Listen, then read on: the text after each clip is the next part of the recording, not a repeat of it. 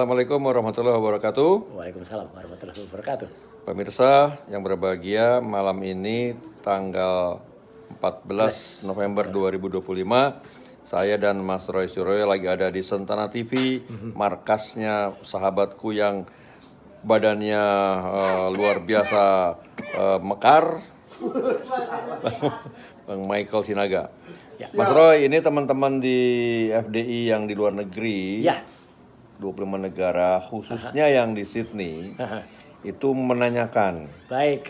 apa hasil atau progres ketika kemarin Diperiksa lalu tidak ditahan. Iya. Nah, silakan Mas Roy. Ya. Pertama-tama saya selaku pribadi dan juga selaku perwakilan dari RRT ya, Roy Resmontiva mengaturkan ucapan terima kasih yang sebesar-besarnya, apresiasi kami terhadap para anggota Forum Diaspora Indonesia yang berada di 25 negara yang telah memberikan support, atensi, apapun itu ya, apapun bentuknya ya, ada doa, ada juga harapan, bahkan juga berbagai WA saya terima dari teman-teman semuanya. Sekali lagi terima kasih, dan itu adalah sangat-sangat membantu kami di dalam menguatkan kami ya, moral kami.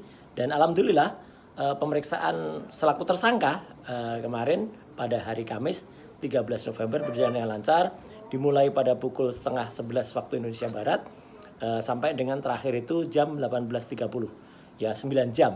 Tapi 9 jam tidak terus menerus ya gitu, karena ada break juga ketika isoma sholat zuhur ya, kemudian break lagi sholat asar, dan juga break lagi ketika maghrib ya. Intinya begini, kami dibuat BAP, berita acara pemeriksaan, yang mempertanyakan tentang apa yang kami lakukan. Tapi justru itulah kesempatan kami untuk men-challenge ya, karena pada saat penetapan tersangka seminggu yang lalu ya, itu dikatakan bahwa kami melakukan editing ya, atau melakukan rekayasa terhadap ijazah ya gitu. Dan itu yang kami tentang keras, karena apa yang kami lakukan ini adalah sebuah penelitian ilmiah, sebuah research terhadap kepalsuan ijazah milik Joko Widodo. Dan apa yang kami gunakan adalah software-software yang itu merupakan software yang resmi ya, apa itu ELA, Error Label Analysis, kemudian ada Luminance Gradient, kemudian ada Comparison, dan lain sebagainya. Jadi artinya software itulah yang melakukan analisis, dan gambar apa adanya yang kita masukkan ke dalam software itu, yang dia yang melakukan proses hingga keluar misalnya adalah proses untuk pemisahan warna-warna,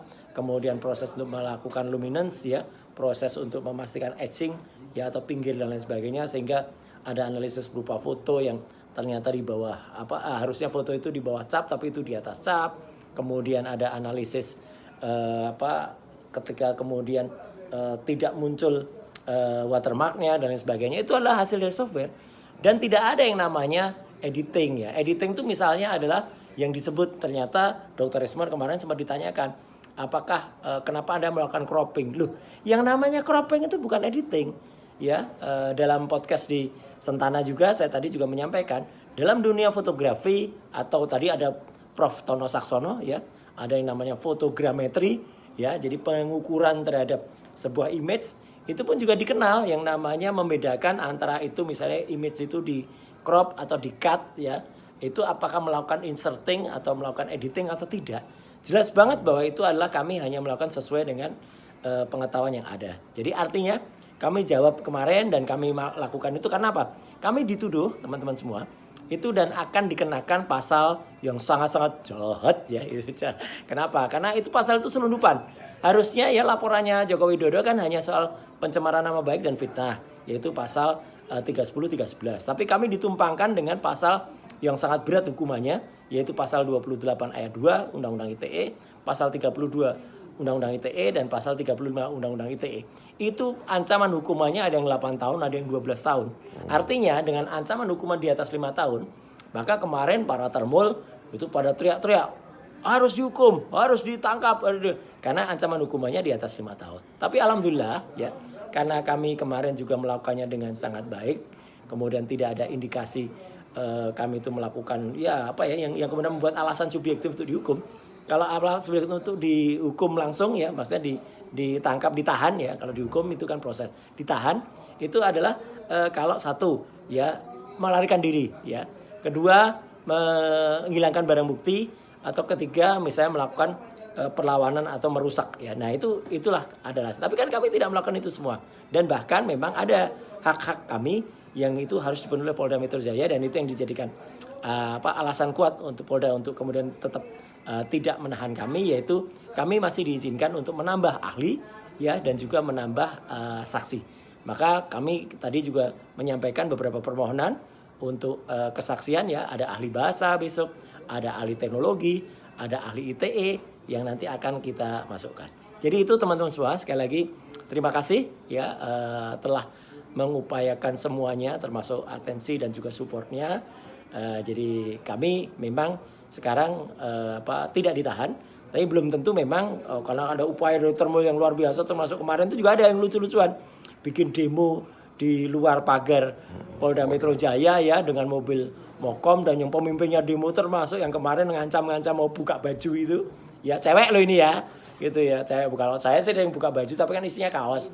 Nah kalau dia ngancam buka baju yang isinya pakaian dalam itu ya, yang kemudian tapi ternyata nggak dilakukannya, nggak berani dia, nggak konsisten. Nah dan peserta demonya juga hanya segelintir saja ya, jadi ya itu yang dianggap lucu-lucuan. Tapi sekali lagi kami tetap terus melaksanakan tugas dengan baik dan tidak ada kendornya ya, jadi tetap akan kita bongkar semua hal ini, termasuk tidak hanya milik Jokowi tapi juga anaknya yang kemarin. Terima kasih untuk teman-teman Forum Diaspora Indonesia yang ada di Australia, khususnya yang ada di Sydney, yang telah membantu selain menyelenggarakan seminar diskusi buku Jokowi White Paper, juga melakukan research, melakukan fact finding terhadap apa yang dilakukan oleh Gibran ketika berada di kampus UTS INSEARCH, ketemu dengan teman-teman lulusan dari INSEARCH pada tahun waktu itu ya 2005 2006 ya gitu, dan kemudian ketemu dengan Profesor Z, terima kasih sekali Profesor Ziatan, kemudian juga ketemu dengan Mr. Sam ya, itu adalah seorang dosen ya, lecturer di UTS INSEARCH. Jadi sekali lagi kita sangat dibantu terutama oleh teman-teman yang kemarin ada di sana semua ya, khususnya ada Pak Iksan Ihsan Zakir Katonde, kemudian ada juga Pak siapa lagi? Pak Elvo sebagai ketua panitia, ada Pak Yus Nirwan, Pak Yus, dan banyak lagi ya gitu yang ada, termasuk juga sekitar 150-an orang ya yang hadir pada saat diskusi buku. Sekali lagi terima kasih, mohon terus support dan doanya ya, karena ini baru pemeriksaan yang pertama dan kita tetap mohon ridho kepada Allah Subhanahu wa taala, semoga semuanya dilancarkan. Baik. Gitu Pak Agis. Terima kasih Mas Roy. Terima kasih. Jadi para pemirsa, demikian tadi penjelasan singkat dari Mas Roy terkait dengan pemeriksaan kemarin tanggal 13 November yang akhirnya tidak ditahan, walaupun ada sempat tersebar isu gitu Mas Roy. Biasa. Katanya udah ada berita acara penahanan dan sebagainya. Ternyata itu tidak ada. Ya. Ini Mas Roy masih di sini di tempatnya Bang Michael Sinaga di Santana TV di daerah Kebayoran Baru, Jakarta Selatan. Kami masih sehat, semuanya sehat. Amin. Tim kami solid. Terima kasih Mas Roy. Ya, terima kasih. Sampai jumpa lagi. Kami akan terus berjuang. Nggak berhenti nih kan Mas Roy kan? Oh, sama nggak sekali nggak ada. Gitu. Ya, kita akan terus. Oke. Sekali lagi terima kasih Forum Diaspora Indonesia. Assalamualaikum warahmatullahi wabarakatuh. Waalaikumsalam warahmatullahi wabarakatuh. Roy Suryo itu sekarang jadi tersangka. Kita tidak tahu persis kan? Itu karena apa sih? Karena menuduh ijazah Jokowi palsu? Atau karena soal lain? Misalnya menimbulkan keonaran, menimbulkan kegaduhan, membuat berita bohong atau apa? Nah, kalau masalahnya ijazah palsu, saya sependapat dengan Pak Susno Duaji. Sependapat juga dengan Pak Jimli. Dan itu sudah saya katakan bulan Maret yang lalu kan, habis hari raya ketika saya pidato di kampus di Jogja itu. Gitu. Kalau itu mau dibawa ke pengadilan, Roy Suryo itu ada dua. Satu, pengadilan tuh harus membuktikan ijazah itu benar asli atau tidak. Iya kan? Kalau nanti di pengadilan lalu tiba-tiba dinyatakan Roy Suryo bersalah, padahal masalah utamanya dia menuduh palsu, harus dibuktikan dulu. Dan yang membuktikan ijazah itu palsu atau tidak bukan polisi, harus hakim yang mengusut. Polisi itu hanya mengimpun alat bukti lalu dijadikan bukti di persidangan. Polisi nggak boleh menyimpulkan ini asli, gitu. Nggak boleh. Jadi harus diputuskan. Oleh sebab itu senarionya dua menurut saya. Satu, di pengadilan Roy Suryo itu sendiri nanti akan mengatakan begini, Rosul akan mendesak, buktikan dong dulu bahwa itu asli. Saya tuduh itu palsu, mana aslinya?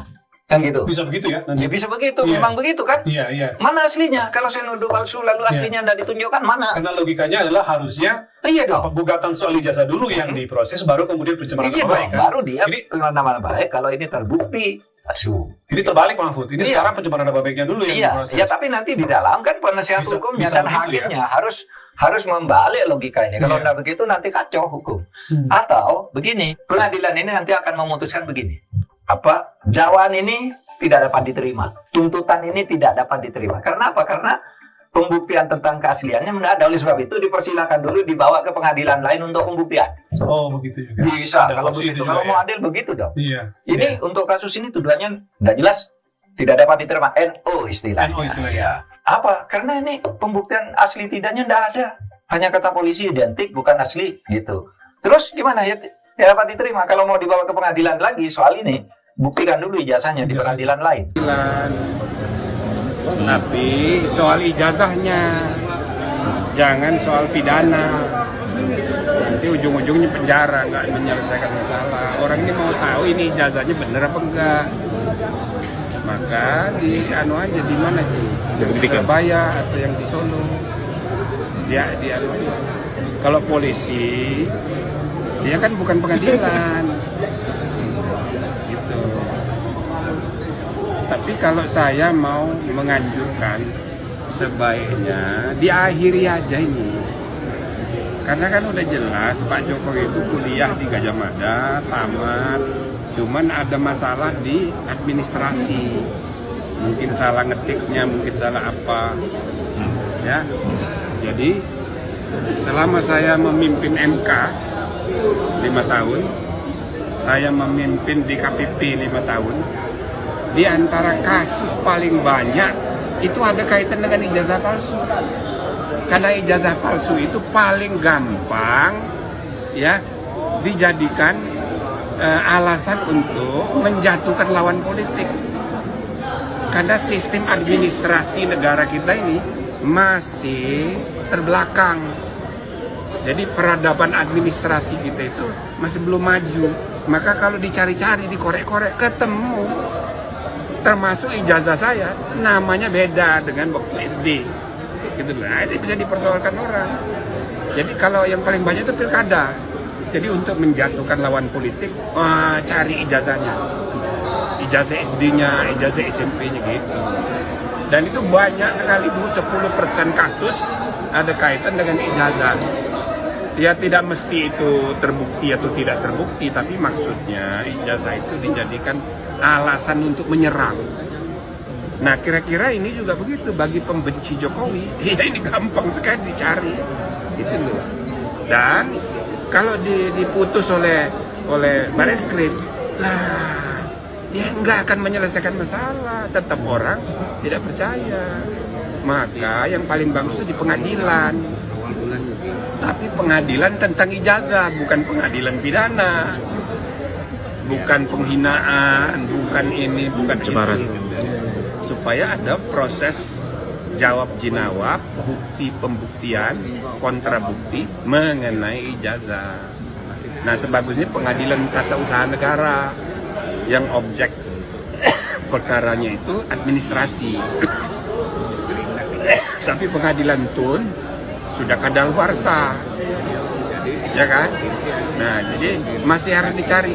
Nah, mana? Yaitu perkara apa? Seperti yang di Solo itu PMH, perdata. Jadi bukan pidana. Ya, pidana itu belakangan. Kalau sudah terbukti ini benar atau terbukti ini salah, nah baru pidana kalau diperlukan. Tapi sebelumnya tidak perlu. Ya, ini hanya melampiaskan kegundahan orang yang didorong oleh semangat permusuhan kepada Jokowi itu. Itu namanya kalau dalam bahasa Latin hominem, semangat permusuhan. Itu yang menuntun logika orang mencari-cari kesalahan dan ketemu. Kalau dicari ketemu gitu. Kamu aja kalau cari-cari kesalahannya ada. Artinya Prof harusnya lebih baik laporan Pak Jokowi yang di Mabes Polri sampai di Polda Metro Jaya, Prof. Nggak, kalau yang sudah dia biarin aja diproses apa-apa. Tapi yang akan menyelesaikan masalah itu yang mengadili ijazah, bukan mengadili orang. Nah, yang benar, maka itu harus diuji dan berdasarkan undang-undang. Kalau di kita peradilannya adalah peradilan tata usaha negara, karena ijazah itu adalah produk daripada pejabat tata usaha negara. Silakan diuji. Nah, ujinya melewati peradilan TUN. Nah, kalau sudah tercukupi bahwa betul ijazah itu palsu atau betul ijazah itu asli, maka kesimpulannya kalau palsu, maka Pak Roy Suryo CS tidak bisa jadi tersangka. Kalau terbukti ijazah itu asli, maka Pak Roy Suryo CS ya jadi tersangka karena mengatakan sesuatu yang tidak benar gitu, apalagi sampai dipublikasi lewat media sosial dan sebagainya. Maaf, saya menyatakan apa yang menurut saya, menurut pandangan hukum ya. Saya sama sekali tidak memihak pada Pak Jokowi, sama sekali tidak memihak kepada Pak Roy Suryo ya. Nah, itu yang saya pahami ya. Tapi nggak tahu kalau Polda Metro Jaya mempunyai pemahaman lain atau mempunyai alat bukti lain yang saya tidak tahu gitu. Maaf, saya ini orang kampung gitu. Tidak begitu paham ya, karena saya tidak lagi menjadi bagian dari penyidik begitu. Nah, di peradilan TUN. Nah, kalau sudah tercukupi bahwa betul ijazah itu palsu atau betul ijazah itu asli, maka kesimpulannya kalau palsu, maka Pak Roy Suryo CS tidak bisa jadi tersangka. Kalau terbukti ijazah itu asli, maka Pak Roy Suryo CS ya jadi tersangka karena mengatakan sesuatu yang tidak benar gitu, apalagi sampai dipublikasi lewat media sosial dan sebagainya. Jadi kalau sudah terbukti bahwa ijazahnya palsu, nah baru pemidanaan. Ini orang melakukan kebohongan publik. Seluruh rakyat Indonesia dibohongi. Begitu. Tapi dibuktikan dulu status ijazah. Ya kan? Tapi sebaliknya kalau misalnya terbukti ini benar, ya kan? Case close. Case close. Ya kan? Tidak perlu lagi mempersoalkan kan orang kayak siapa namanya Roy Suryo. Itu kan kena kegalauan pribadinya dia. Jadi kan memang ada alasan bahwa dia mempersoalkan. Jadi case close saja, tutup. Nggak usah lanjut ke pemidanaan. Polda Metro Jaya telah menetapkan 8 orang tersangka dalam perkara pencemaran nama baik, fitnah, dan manipulasi data yang dilaporkan oleh Bapak Insinyur Haji Joko Widodo.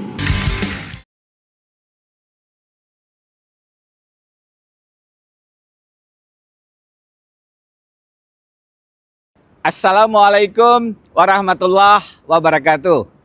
Saya sedang ada di kota Melbourne, baru selesai sidang di Supreme Court of Victoria, Australia.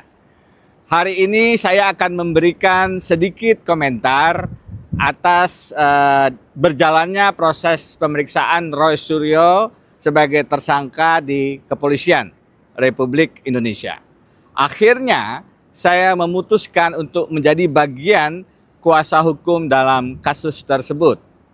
Bukan hanya saya meyakini ada indikasi kriminalisasi dalam penanganan kasus itu, tetapi yang jauh lebih penting adalah bagaimana kita kemudian melihat kasus ini secara lebih substantif. Ini bukan hanya persoalan pidana, sebagaimana pasal-pasal yang dituduhkan. Lebih mendasar dari itu, ini adalah persoalan konstitusionalitas bagaimana penegakan hukum harus merdeka dari berbagai kepentingan termasuk intervensi kekuasaan. Di negara sebagaimana Australia, alhamdulillah saya punya izin praktek bukan hanya di Indonesia tapi di Australia sehingga bisa membandingkan penegakan hukum di dua negara. Di negara yang lebih demokratis sebagaimana Australia, kemandirian, kemerdekaan, kekuasaan kehakiman adalah prinsip yang dijaga dengan sangat teguh. Di negara yang lebih tidak demokratis, sebagaimana negara Konoha misalnya, persoalan kemandirian dan kemerdekaan kekuasaan kehakiman ini adalah hal yang sekarang sangat banyak dilanggar. Dan saya berpendapat, persoalan tersangkanya Roy Suryo dan kawan-kawan bukan semata masalah ijazah palsu mantan Presiden Jokowi, atau hanya pidana, lebih mendasar dari itu adalah isu konstitusionalitas yang harus sama-sama kita hormati jika ingin menjadi bangsa yang besar. Saya memutuskan menjadi kuasa hukum karena ingin menegaskan tidak boleh ada penggunaan kekuasaan yang kemudian membungkam sikap kritis dari orang-orang bahkan jika berhadapan dengan mantan presiden sekalipun. Karena itu, saya memutuskan untuk menambah perspektif hukum tata negara, bidang yang saya geluti, politik hukum, bagaimana kemudian relasi kekuasaan dengan hukum, tanpa kemudian mengenyampingkan isu-isu hukum pidananya. Tata negara dan politik penegakan hukum adalah perspektif yang harus diletakkan sebagai pondasi dasar pada saat kita melihat dan menganalisis masalah ini. Karena apa? Karena mantan Presiden Jokowi telah menunjukkan bagaimana beliau merusak tatanan demokrasi, terutama di masa-masa akhir jabatannya. Cawe-cawe dalam Pilpres 2024. Kemudian adanya putusan 90 yang menjadikan Gibran memenuhi syarat sebagai calon wakil presiden adalah bentuk-bentuk pelanggaran konstitusi yang sekarang berlanjut dengan mentersangkakan warga negara yang bersikap kritis terkait dugaan ijazah palsunya. Karena itu, saya merasa wajib melakukan langkah advokasi hukum untuk menegaskan tidak boleh penggunaan kekuasaan atau siapapun yang merasa berkuasa menentukan arah penegakan hukum. Terlebih hukum pidana, hukum yang bisa membuat orang dipenjarakan, hukum yang bisa membatasi hak asasi manusia. Dalam konteks itu, penggunaan hukum pidana adalah alat intimidasi yang harus dilawan. Tidak boleh siapapun, termasuk mantan presiden sekalipun, melaporkan orang yang ingin membuka kebenaran dokumen publik, dalam hal ini ijazahnya, kepada khalayak. Justru seharusnya yang sudah lama kita tunggu-tunggu, mantan Presiden Jokowi harusnya dengan gentleman menunjukkan keaslian ijazahnya. Jadi saya minta maaf belum bisa mendampingi dalam pemeriksaan Roy Suryo dan kawan-kawan di kepolisian hari ini karena bersamaan dengan sidang di Melbourne, Australia.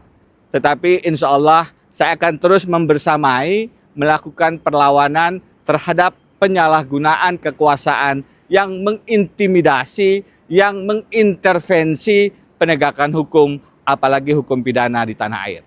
Kita harus hentikan modus mengkriminalisasi, mempidanakan, memenjarakan, membuat takut siapapun yang ingin bersikap kritis agar Indonesia tetap terjaga kewarasan hukumnya.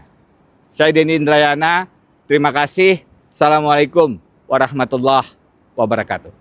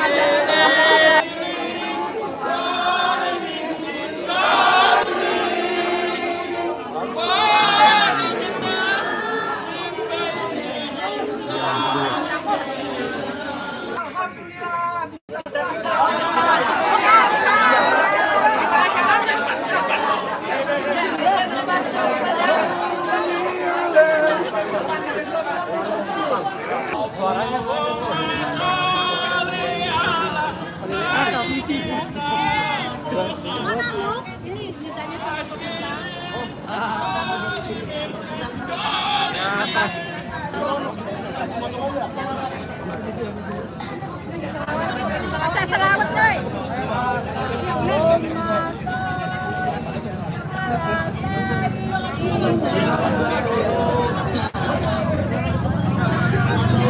Oh ya, yang sekarang ini saat ini sedang menunggu ya tim dari tim kuasa hukum RRT. Itu depan dikawal polisi nggak? Ceritain dong. Oh di ruangan itu banyak polisi, banyak pengawalan. Artinya memang momentum hari ini ditunggu-tunggu masyarakat gitu loh. Sehingga polisi aja begitu banyak yang menjaga Mas Roy dan kawan-kawan itu. Ya kita berdoa aja ya, mendoakan supaya semuanya sehat, semuanya masih bisa berjuang kan gitu.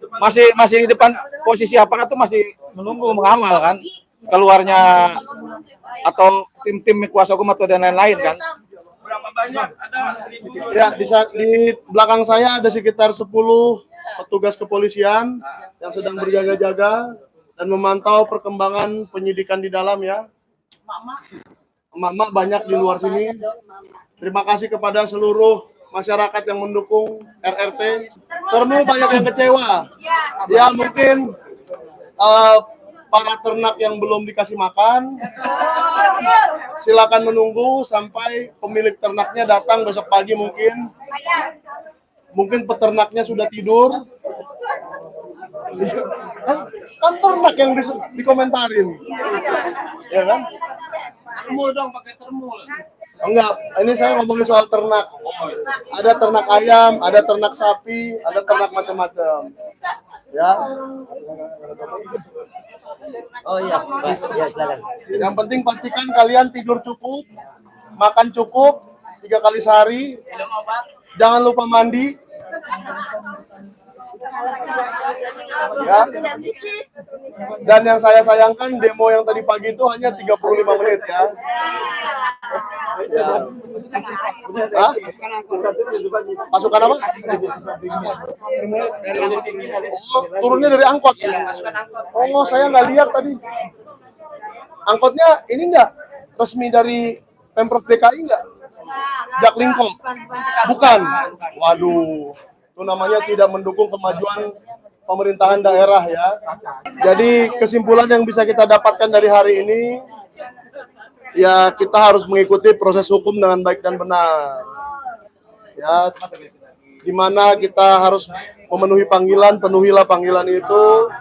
Di mana ada pertanyaan dari penyidik, jawablah dengan baik dan pastinya akan membantu penyidik untuk mengungkap kebenaran, ya enggak? Membantu penyidik mengungkap kebenaran itu pastinya lebih baik untuk semua pihak yang terkait gitu loh. Jadi untuk semua pelapor dan semua terlapor, saya sampaikan selamat menunggu. Bagi termu kebenaran itu sakit.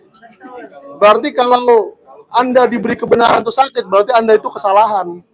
Oke, semakin dekat waktunya, ya guys. Oke, inilah detik-detik yang kita sudah tunggu-tunggu. 5, 4, 3, 2, 1.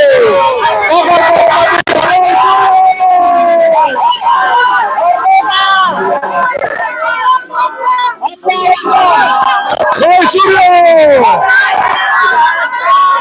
Ini dia. Yang kedua, dari Bali Academy. Bali Academy.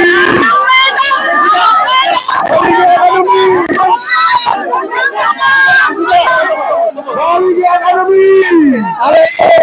Rismon Sianipar.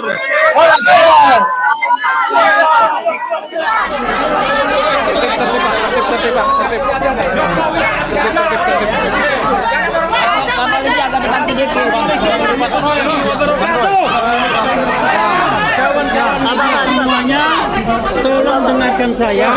Saya bertindak sebagai juru bicara dari Roy Suryo, Rismon Sianipar, dan Dr. Tifauzea Tiasuma. Oke? Kita tahan. Mereka bertiga telah menjalani hari yang panjang. Diam ya. Mereka, ya, oke.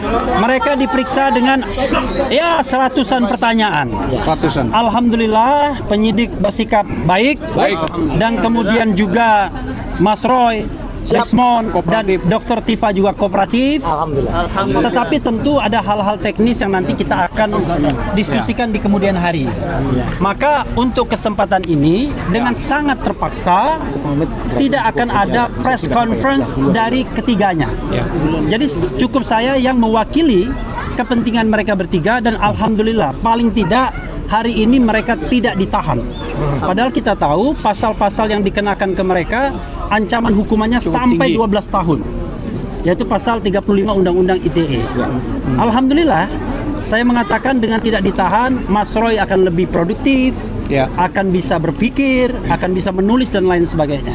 Jadi biarkanlah mereka hari ini cooling down dulu. Tidak mengeluarkan press statement apa-apa, menggunakan hak tenangnya untuk bertafakur kembali dalam perjuangan demokrasi dan konstitusi yang sah dan sudah diakui di Republik Indonesia ini, ya kan? Jadi mudah-mudahan perjuangan kita tetap berada di jalur konstitusional. Jalur yang amin. Itu saja ya. Mudah-mudahan sekali lagi. Oke, sedikit aja. Alhamdulillah aja. Oke. Nah, oke. kita Oke, Mas Roy mengatakan bahwa dia diperlakukan dengan baik, ya, diberikan kesempatan sholat berkali-kali. Mas Roy yang tadinya 5 waktu menjadi 10 waktu. Ya dengan sunatnya juga kan.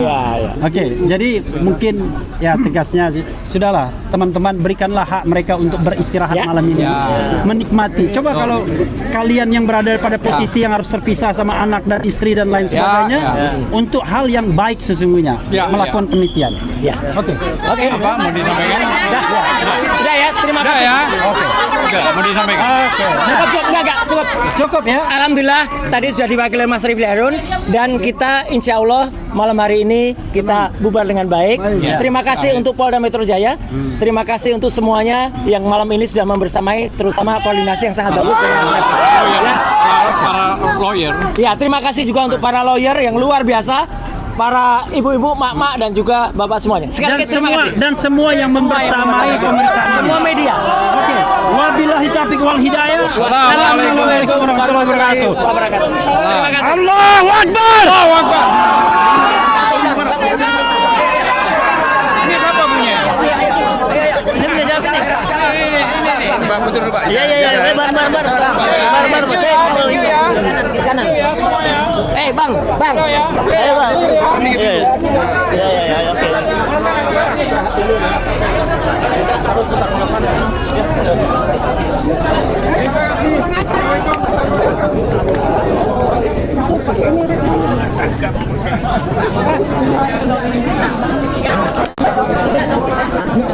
Mana Bang Rizman? Bang Rizman mana? Udah pulang. Bang Michael.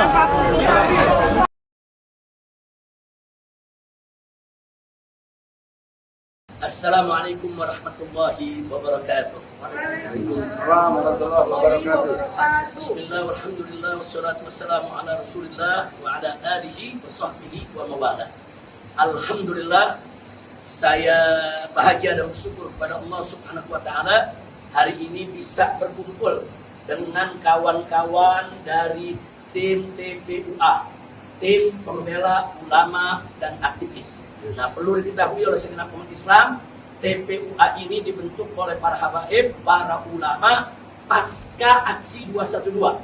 Nah, ketika itu terjadi banyak kriminalisasi terhadap ulama, terhadap tokoh, terhadap aktivis, maka para ulama membentuk TPUA yang saat itu dinakodai oleh Bapak Dr. Egy Sujana, begitu juga ada Bapak Abdillah Katiri dan Bapak Muslim juga yang lainnya. Alhamdulillah selama bertahun-tahun TPUA tetap eksis dan tetap istiqomah melakukan pembelaan terhadap para ulama, para tokoh yang dikriminalisasi. Nah, jadi kita senang betul, mudah-mudahan TPUA selalu diberkahi Allah Subhanahu wa Ta'ala. Dan kali ini TPUA juga sedang memperjuangkan sesuatu yang sangat penting sekali bagi seluruh bangsa Indonesia, di mana insya Allah TPUA besok akan hadir di acara gelar perkara khusus terkait soal ijazah daripada mantan Presiden Republik Indonesia. Nah, kita berharap dan kita minta doa restu dari seluruh rakyat Indonesia agar persoalan ijazah ini tuntas. Nah, kita berharap besok FPUA semua bisa hadir, dan saya suruhkan juga kepada para advokat, para pengacara, para anggota daripada TPUA yang senior, yang junior, yang lama maupun yang baru, semua bisa merapat kembali untuk menyatukan kekuatan. Dan saran saya kepada Mabes Polri, agar gelar perkara tersebut bisa berjalan fair, jujur, dan berkualitas. Semoga Mabes Polri besok bisa menghadirkan yaitu ijazah daripada Jokowi, baik ijazah SD, SMP, SMA maupun universitasnya. Karena begitu ijazah asli itu dihadirkan, persoalan ini selesai. Itu yang disebut oleh Bang Egy case close. S-nya bisa langsung ditutup. Tapi kalau nanti Mabes Polri tidak menghadirkan ijazah aslinya, ini akan berkepanjangan. Nah, maka itu kita minta ini biar case close saja, biar selesai saja, hadirkan ijazah aslinya. Insya Allah ini akan menjadi satu pelajaran hukum yang berguna bagi seluruh bangsa Indonesia.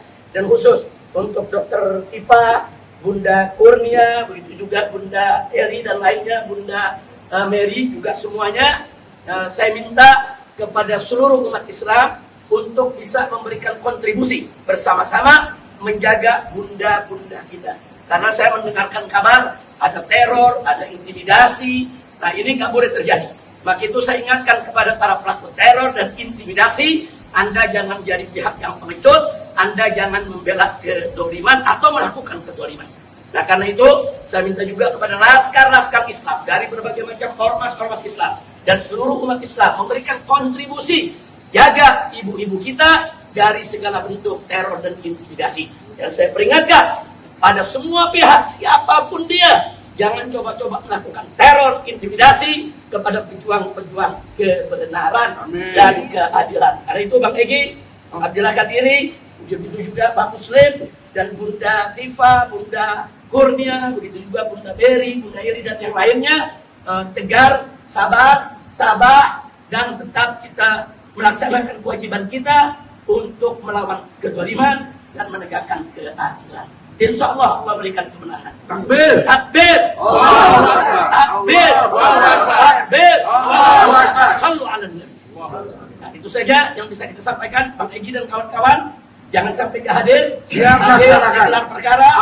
Mudah-mudahan imam besar dilaksanakan. Amin. Wassalamualaikum warahmatullahi wabarakatuh. Waalaikumsalam warahmatullahi wabarakatuh.